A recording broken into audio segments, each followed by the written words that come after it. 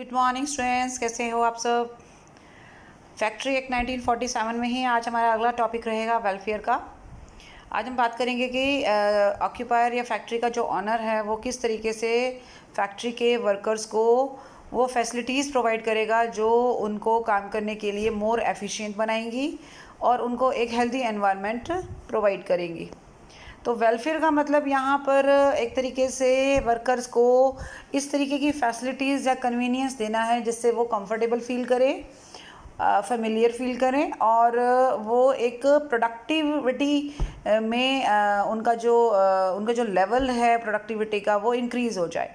तो अगर हम ये कहें कि वेलफेयर में जो भी हमारा पैसा खर्च होता है वो क्या हमारे लिए इन्वेस्टमेंट है, डेफिनेटली एक हमारे लिए इन्वेस्टमेंट ही होगा कि ये एक प्रोडक्टिव इन्वेस्टमेंट है, क्योंकि इसका बेनिफिट अल्टीमेटली किसको होने वाला है, फैक्ट्री के ऑनर को होने वाला है।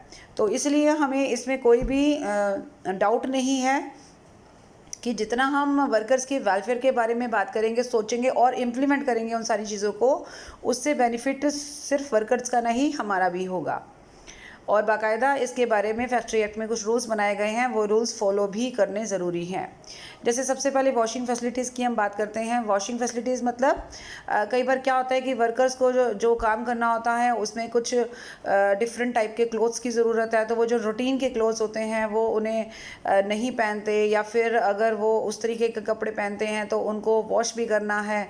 तो बाकायदा फैक्ट्री में ऐसी जगह मेंटेन की जानी चाहिए जहाँ पर वर्कर्स को इस तरीके की वॉशिंग की फैसिलिटी दी जाए, और सिर्फ वॉशिंग की नहीं बल्कि उन कपड़ों को मेंटेन करने की, और जो कपड़े वो अभी फ़िलहाल नहीं पहन रहे हैं उनको कहाँ पे वो स्टोर करके रखेंगे वो भी उनको अवेलेबल होनी चाहिए।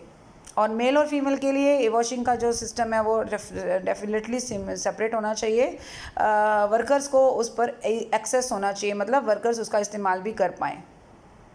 दूसरी बात facilities for storing and drawing clothes की है। तो मैं उसी की बात में बात कर रही थी कि जिन कपड़ों को या जिन क्लोथ्स को वो वॉश कर रहे हैं उनको सुखाने का, उनको स्टोर करने का भी इंतज़ाम जो है फैक्ट्री के ऑक्यूपायर द्वारा किया जाएगा, और स्टेट गवर्नमेंट डेफिनेटली इस संबंध में रूल्स बना सकती है। Facilities for sitting. अब नॉर्मली क्या होता है कि वर्कर्स का काम कई टाइप का होता है। कुछ वर्कर्स को खड़े होकर काम करना है, कुछ वर्कर्स को बैठकर काम करना है, लेकिन जो वर्कर्स लगातार खड़े होकर काम कर रहे हैं वो भी एक लिमिट के बाद उनको भी बैठने के लिए ज़रूरत महसूस होगी। तो उनके वर्क स्टेशन या जहाँ वो काम कर रहे हैं उसके पास ही उनको रिलैक्स करने के लिए, यानी कि बीच बीच में कुछ इंटरवल के बाद उन्हें बैठने की भी सुविधा मिलनी चाहिए। और अगर ऑक्यूपायर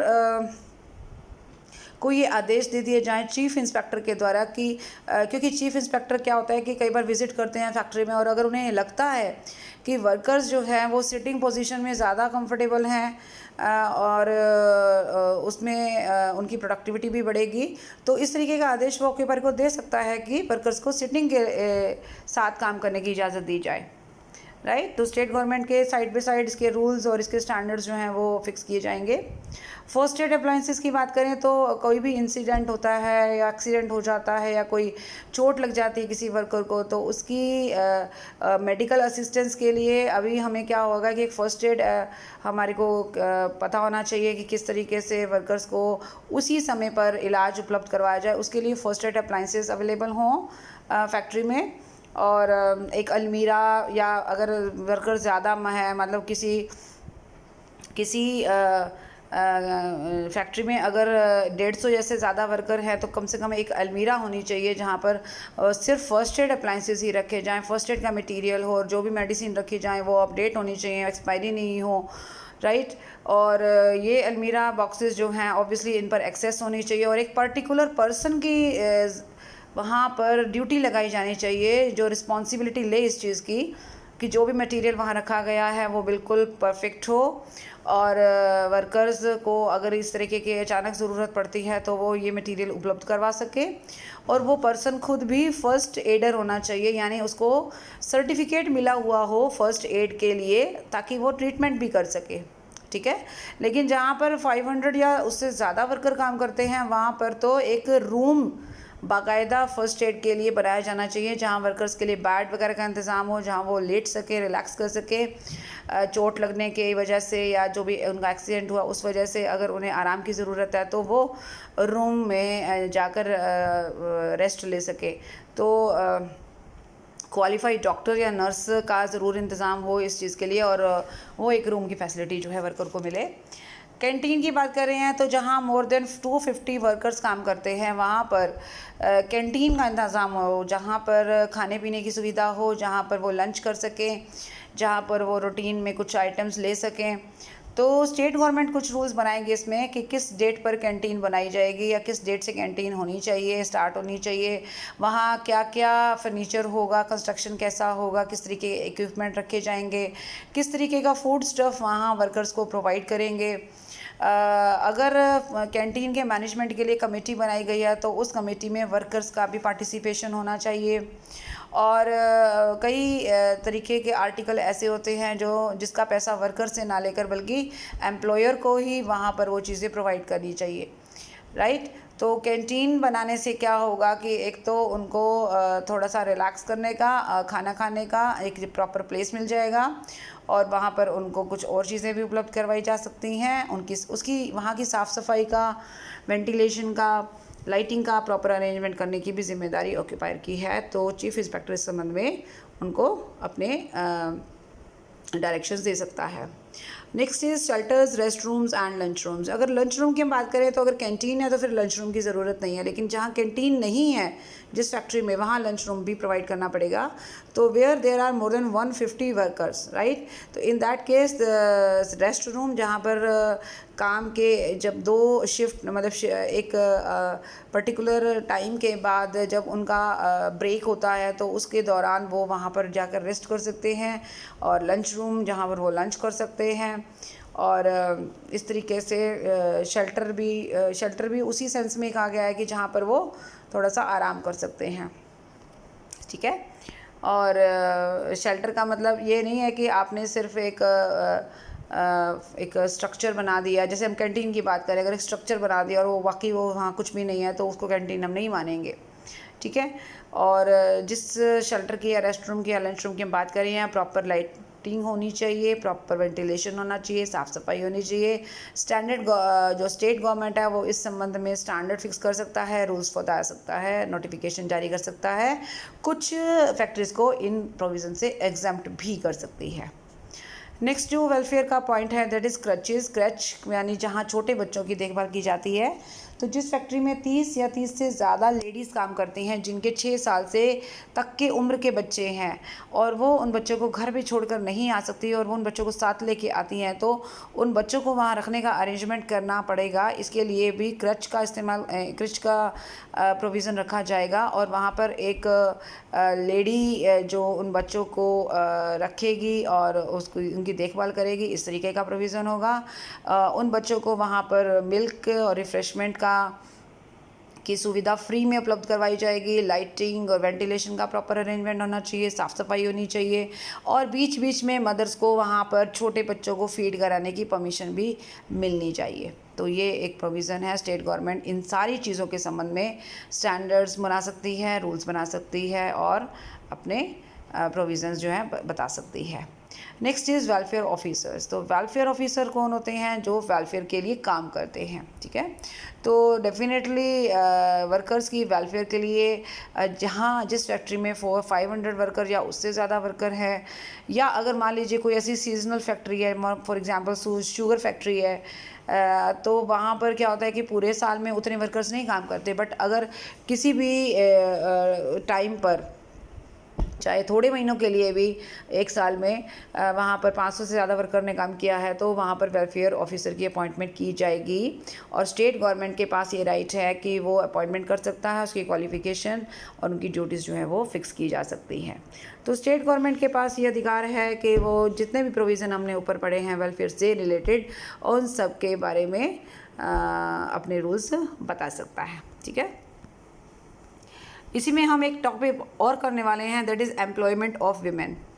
अब हम बात करेंगे next topic employment of women की। एम्प्लॉयमेंट ऑफ वीमेन मतलब वैसे तो देख लीजिए कि जितने भी वर्कर्स जो वहाँ लगाए जाते हैं सबकी अपॉइंटमेंट से रिलेटेड कुछ रूल्स हैं, उनके काम की नेचर को लेकर, हेल्थ को लेकर, सेफ्टी को लेकर, वेलफेयर को लेकर। पर लेडीज़ के मामले में या वीमेन के मामले में there are some special provision जिनको फॉलो किया जाना बहुत ज़रूरी है। जैसे सबसे पहले है वर्क ऑन और नियर मशीनरी इन मोशन। कोई भी मशीन जो चल रही है, चलती हुई मशीनरी में ऑयलिंग करना, लुब्रिकेशन देना या कुछ उसके साथ उसका कोई और कुछ उसके पार्ट्स में कुछ चेंजेस करना, that is not allowed to any kind of female worker. ये ध्यान में रखना पड़ेगा ताकि वो कोई रिस्क में ना आ जाए और कुछ उनके साथ मिसहैपनिंग ना हो जाए। तो क्लीनिंग, लुब्रिकेटिंग और adjusting any part of machinery while in motion, अगर वो मशीनरी मोशन में है तो किसी लेडी वर्कर को वहाँ पर इजाज़त नहीं होगी उसके साथ कोई भी काम करने की। दूसरा है prohibition of employment of women near cotton opener. अपने आप एक मशीन है जहाँ कॉटन ओपनर अगर मोशन में है तो आप कॉटन प्रेस कर रहे हैं, इन केस जब मशीन चल रही है तो बात वही आ जाती है कि इन दैट केस भी female worker is not allowed to do this kind of work. Next is provision of crutches. तो ये सेम बता रखा है मैंने, 30 वीमेन से ज़्यादा जहाँ पर हैं या 30 हैं तो छोटे बच्चे जो 6 ईयर्स तक की एज के हैं उनको अगर वो कैरी करती हैं यहाँ तक, उनकी देखभाल के लिए क्रच का हाँ प्रोविज़न किया जाएगा। ये पॉइंट मैं पहले डिस्कस कर चुकी हूँ इसलिए मैं आप डिटेल नहीं बता रही हूँ। Next is restriction on employment of women. अभी एम्प्लॉयमेंट मतलब लेडी वर्कर से रिलेटेड कुछ बातें हैं जो हमें ख़ास ख्याल रखनी है। जैसे कोई भी लेडी या फीमेल वर्कर जो है वो एक दिन में 9 आवर्स और एक वीक में 48 आवर्स से ज़्यादा काम नहीं कर सकती। मतलब अगर वो करना चाहे तो भी उसको काम नहीं मिलना चाहिए क्योंकि ये रूल्स के अगेंस्ट है। राइट, क्या बताया मैंने, एक दिन में 9 आवर्स और एक वीक में 48 आवर्स से ज़्यादा। दूसरी बात, उनको रात के 10 बजे से लेकर सुबह 5 बजे तक फैक्ट्री में एंट्री की भी इजाज़त नहीं है, यानी कि उन्हें काम के बहाने या काम के लिए ही फैक्ट्री में बुलाना इस टाइम के दौरान अलाउड नहीं है। This may be dangerous, this may be risky for them, so ये भी ध्यान में रखना पड़ेगा। एक बल्कि छोटा सा एक केस भी आया था जिसमें एक लेडी अपने हस्बैंड को खाना देने के लिए फैक्ट्री में जाती है और इसी पीरियड के दौरान जब वो उसका हस्बैंड खाना खा रहा है देन वो उसकी जगह वहाँ काम कर रही है। तो ये माना गया, ये क्योंकि केस हो गया था, ऑक्यूपायर इस केस में या फैक्ट्री का ऑनर इस केस में गिल्टी पाया गया कि हम ये मानकर चलते हैं कि वो लेडी जो है वहाँ पर रात की शिफ्ट में यानी कि 10 और 5 बजे के बीच वाली शिफ्ट में वहाँ काम करती हुई पाई गई, इसलिए उसके लिए फैक्ट्री का ऑनर जिम्मेवार माना गया। हालांकि बात कुछ और थी, बट वही वाली बात है कि हमें इन चीज़ों को बहुत बारीकी से जज करना होता है और ध्यान देना होता है कि हम किसी भी रूल को अनजाने में भी ना अवॉइड करें।